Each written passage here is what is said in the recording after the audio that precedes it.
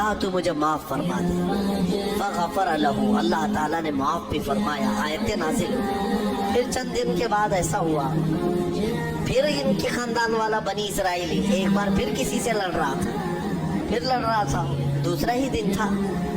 موسیٰ علیہ السلام کو پھر آج اس نے پکارا. تب موسیٰ علیہ السلام نے کہا غلطی تو تیری ہی ہے، کل بھی تو ہی لڑ رہا تھا، آج بھی تو ہی لڑ رہا ہے، یعنی روز تو نے پیشہ بنا لیا لڑنے کا.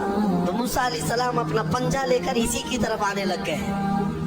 یہ جو اسرائیلی تھا تو ڈر گیا، اس کو پتا تھا کہ کل کیا ہوا ہے، ایک گھونسا کھانے کے بعد ہوتا کیا ہے. تو چیخنے لگا اتريد ان تقتلني كما قتلت نفسا بالامس. موسیٰ کیا تم مجھے بھی ویسے ہی قتل کرنا چاہتا ہے جیسے کل تو نے قتل کیا تھا؟ یہ کہتے ہوئے وہ جھگڑا چھوڑ کر بھاگ گیا.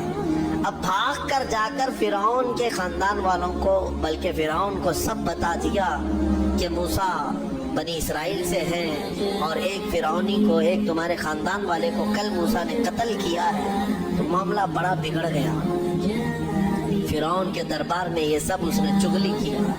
بتاؤ وہ کون تھا؟ بنی اسرائیل خاندان سے، موسیٰ علیہ السلام کے خاندان کا تھا.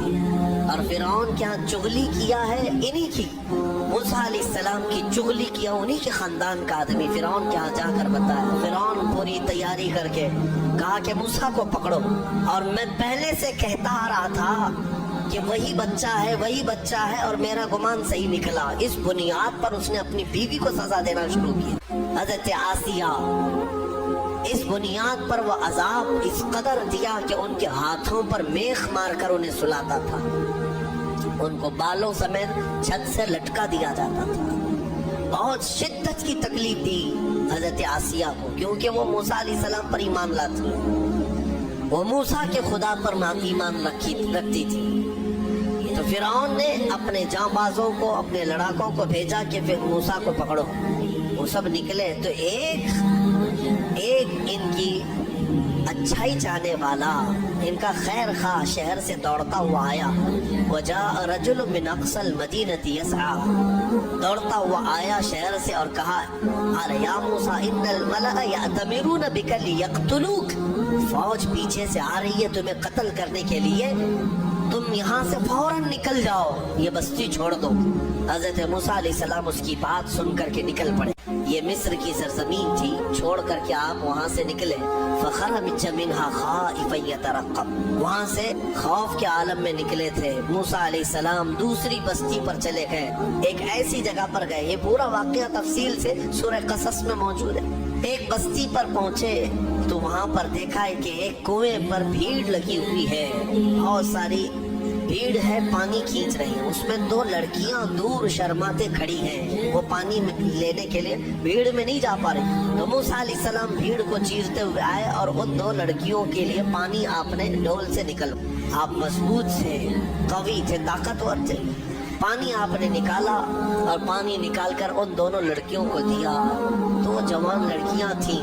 انہوں نے کہا کہ چلو، ہمارے باپ اس شہر کے بڑے نیک اور پرہیزگار آدمی ہیں، ہم تمہیں لے کر کے چلتی ہیں اور اپنے باپ سے تمہیں اجرت دلائیں گے.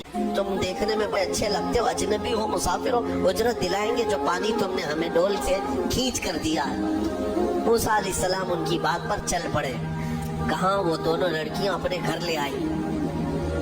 لے آئیں تو ان کے والد جو تھے وہ کوئی عام انسان نہیں، وہ حضرت شعیب علیہ السلام تھے، اللہ کے نبی. تو یہ دونوں نبی کی بیٹیاں تھیں. موسیٰ علیہ السلام آئے، پوچھا کہ تمہارے ساتھ کیا ہوا. موسیٰ علیہ السلام نے سارا اپنا واقعہ حضرت شعیب علیہ السلام کے پاس بیان کیا. تو حضرت شعیب علیہ السلام نے کہا نجوت من القوم الظالمین، تم ایک ظالم قوم سے نجات پا کر کے آئے ہو، رہو ہمارے ہاں، رہو، کوئی حرج نہیں. اب اجرت کیا دی جائے گی تمہیں جو ہماری بیٹیوں کو تم نے پانی کھینچ کر دیا؟ تو حضرت شعیب علیہ السلام نے کہا قال احدى ابنتي هاتين على ان قالت احداهما، ان کی بیٹیوں میں سے حضرت شعیب علیہ السلام نے کہا ہاں میں انی اريد ان انكحك، میں چاہتا ہوں کہ میری دونوں بیٹیوں میں سے ایک سے تمہارا نکاح کر دوں. کس بات پر؟ وہ اجرت کے طور پر نکاح بھی کر دوں گا اور پلس مہر کیا رہے گا؟ مہر میں یہ رہے گا کہ میرے باغیچہ ہے ایک، اس باغیچے میں 8 سال تک تمہیں رکھوالی کرنی ہوگی، 8 سال تک۔ حضرت موسیٰ علیہ السلام نے کہا ٹھیک ہے۔ 8 سال کی بجائے 10 سال موسیٰ علیہ السلام وہیں رہے، شادی بھی ہوئی شعیب علیہ السلام کی بیٹی کے ساتھ، جن کا نام تاریخ میں حضرت صفورہ بتایا گیا ہے۔ حضرت موسیٰ علیہ السلام کا نکاح ہوا، وہیں رہنے لگے۔